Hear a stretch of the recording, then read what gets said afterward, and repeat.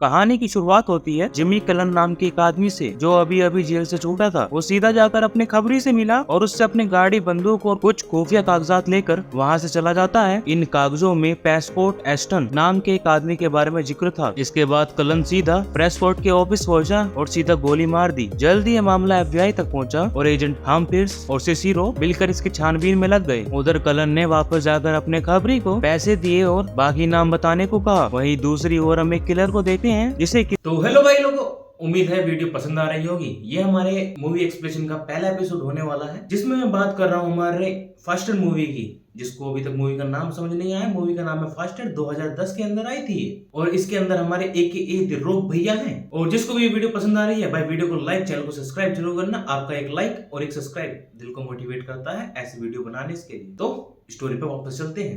किसी ने कलन को मारने के लिए मिशन सौंपा था। इधर FBI ऑफिस में कलन सिसिरो के बीते हुए कल के बारे में बताते हैं। उसने हाम्फ्रीज को बताया कि कुछ साल पहले कलन और उसका भाई एक बैंक को लूटने के लिए गए थे। हालांकि उनका प्लान कामयाब रहा, लेकिन बदकिस्मती से किसी ने उनकी खबर दूसरी गैंग को दे दी। अचानक उन पर माफिया गैंग्स ने मिलकर हमला कर दिया क्योंकि वो लोग बैंक से लूटे हुए पैसों को हथियाना चाहते थे। वो कलन और उसके भाई गैरी पर अत्याचार करने लगे, लेकिन गैरी इतनी जल्दी अपनी लूट का पता बताने को राजी नहीं था। लेकिन कलन को अपने भाई की जान प्यारी थी, इसलिए उसने गुंडों को पैसा का पता बता दिया। खैर, पैसों की जानकारी मिलने के बाद भी तीन गैंगस्टर प्रेस्कॉट, निक्सन और केनेथ स्टाइसन ने मिलकर गैरी का गला काट डाला। इसके बाद उन्होंने कलन को भी गोली मार दी और डॉक्टर ने उसको मृत घोषित कर दिया। लेकिन इलाज के वक्त उन्होंने कलन के सर में लोहे की एक चिप लगाई थी। शायद इसी चमत्कार से उसकी जान भी बच गई। सिसिरो का मानना था कि अब कलन बाकी के गैंगस्टर से अपने भाई की मौत का बदला लेगा। इसी दौरान कलन अपने दूसरे टारगेट केनेथ स्टाइसन के पास पहुंच गया। केनेथ उस वक्त एक लड़की का अपहरण करके उसके साथ जबरदस्ती करने की कोशिश कर रहा था, लेकिन कलन ने आते ही उसके सर में एक गोली मार दी। इधर किलर भी उसका पीछे करते हुए यहाँ तक पहुँच गया था। जैसे ही कलन वहाँ से निकला तो किलर उसको मारने के लिए उस पर हमला कर दिया। अचानक से दोनों तरफ से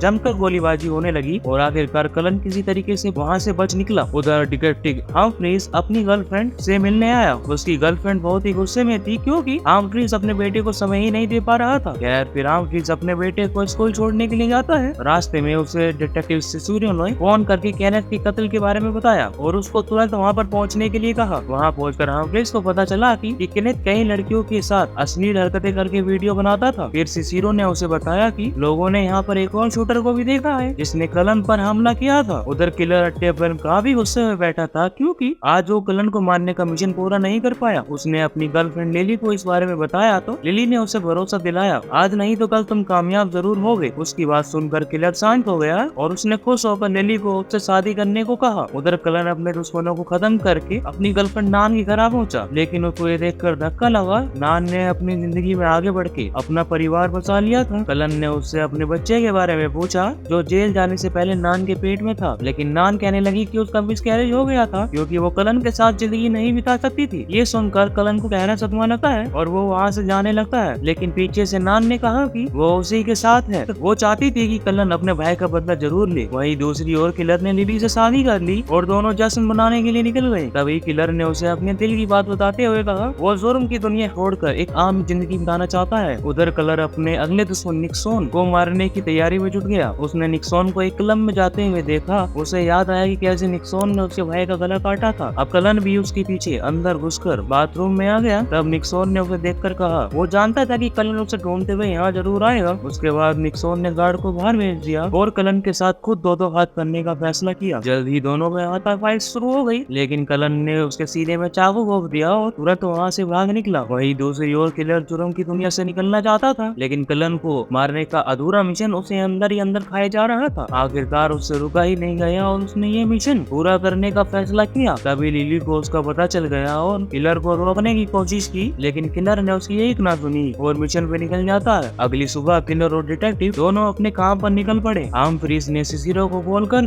कल रात हुए निक्सन की कत्ल के बारे में बताया। हाम्फ्रीज को शक था इसमें कलन का हाथ है, लेकिन सिसिरो को ऐसा नहीं लगता और फिर हाम्फ्रीज ने खुद क्लब में जाकर सच का पता लगाने का फैसला किया। जल्द ही हाम्फ्रीज और सिसिरो को खबर मिली कि निक्सन जान बच गई थी और अब एक हॉस्पिटल में उसका इलाज चल रहा था। अब उधर जब कलन को इस बारे में पता चला तो उसको याद आया कि कैसे निक्सन ने उसके भाई को मारा था, इसलिए वो फिर से निक्सन को मारने के लिए हॉस्पिटल की तरफ निकल पड़ा। वहीं हम्फ्रीज जानता था कि यहाँ पर कलन जरूर आएगा, इसलिए वो पहले ही हॉस्पिटल पहुंच गया। जल्दी वहाँ पर कलन आया और उसने इलाज के दौरान ही निक्सॉन को गोली मार दी। गोलियों की आवाज सुनकर हम्फ्रीज तुरंत ही कलन का पीछा करने लगा और आखिरकार बेसमेंट में दोनों एक दूसरे के आमने सामने आ गए। जल्दी दोनों के बीच गोलीबारी चालू हो जाती है, लेकिन जब कलन ने हम्फ्रीज का पुलिस बैच देखा तो वो उसको छोड़कर वहाँ से भाग निकला। रास्ते में उसे निक्सॉन के बेटे का कॉल आया और उसने पूछा, क्या तुमने ही मेरे बाप को मारा है? इस पर जब कलन ने हाँ कह दिया तो निक्सॉन का बेटा कहने लगा, मैं तुम्हें जान से मार डालूंगा। तभी अचानक कलन की नजर किलर पर पड़ी, जो उसका पीछा करते करते यहाँ तक आ पहुँचा था। उसी पर दोनों हाई स्पीड में गड्डियां भगाने लगे, लेकिन इसी चक्कर में कलन की गाड़ी का टायर फट गया और मौके का फायदा उठाकर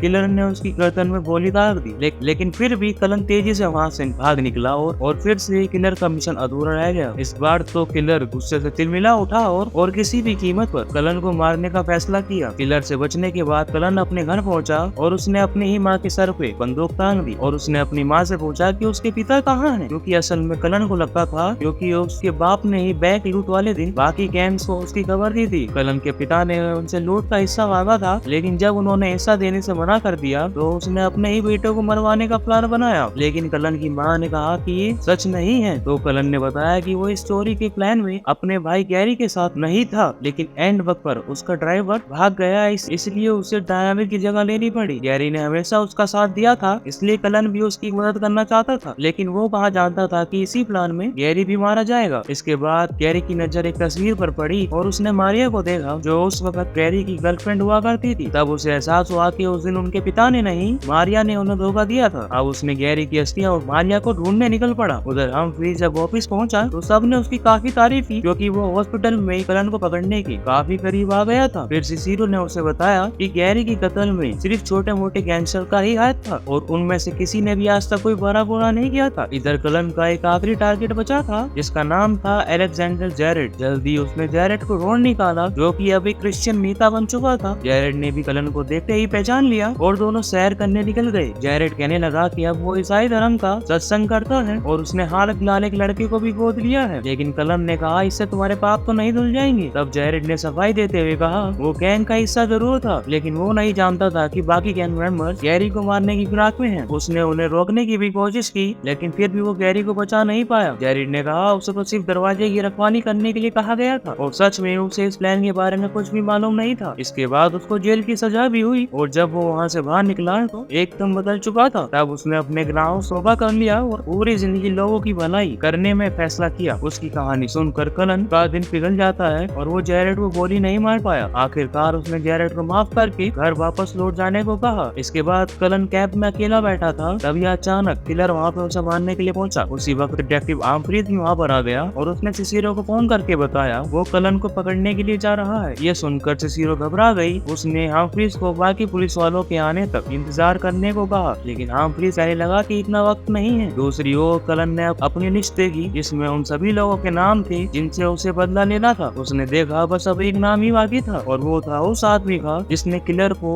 कलन को मारने का मिशन दिया था, लेकिन कलन नहीं जानता था कि आखिर ये है कौन। अब किलर और कलन एक दूसरे पे हमला करने ही वाले थे। अचानक हम्फ्रीज ने वहाँ पर आकर किलर पर बंदूक तान दी। जैसे ही किलर ने अपनी बंदूक नीचे रखी तो हम्फ्रीज ने कलन को गोली मार दी और तभी ये खुलासा होता है गैरी के मौत का आखिरी जिम्मेवार हम्फ्रीज ही था, लेकिन कलन उसके बारे में नहीं जानता था। वही किलर को एहसास हुआ कि हम्फ्रीज वही आदमी है जिसने उसे कलन को मारने का वचन दिया था। फिर हम्फ्रीज ने बताया कि गैरी की गर्लफ्रेंड उसकी खबरी थी और उसने ही कलन और गैरी के प्लान की खबर हम्फ्रीज को दी थी। आखिरकार हम्फ्रीज ने किलर को इस मिशन के पैसे दिए, लेकिन किलर ने इसको लेने से इनकार कर दिया क्योंकि उसने काम पूरा नहीं किया था। खैर इसके बाद वो जुर्म की दुनिया हमेशा के लिए छोड़कर अपनी बीवी के पास चला गया। इधर डिटेक्टिव सिसिरो हम्फ्रीज की मदद करने के लिए आ रही थी कि रास्ते में उसे एहसास हुआ कि हम्फ्रीज तो शुरुआत से कलन के बारे में सब कुछ जानता था। अब कलन को मारकर हम्फ्रीज का रास्ता एकदम साफ हो चुका था, इसलिए उसने मारिया को फोन करके कहा वो घर लौट रहा है। लेकिन तभी अचानक किसी ने उसे पीछे से गोली मार दी। ये कोई और नहीं बल्कि कलन ही था। असल में कलन के सर में लोहे की चिप लगी थी, इस वजह से उसकी जान बच गई। जल्द ही FBI की टीम वहाँ पर पहुंची और उनको हम्फ्रीज की लाश मिली, लेकिन सिसिरो ने हम्फ्रीज की असलियत छिपाए रखने का फैसला किया। आखिरकार कलन का बदला पूरा हुआ और ये मूवी भी पूरी हुई। जिसको मूवी की एक्सप्लेनेशन पसंद आई हो, वीडियो को लाइक, चैनल को सब्सक्राइब जरूर करना, क्योंकि भाई हम 1000 सब्सक्राइबर के बहुत पास है। कर दो यार।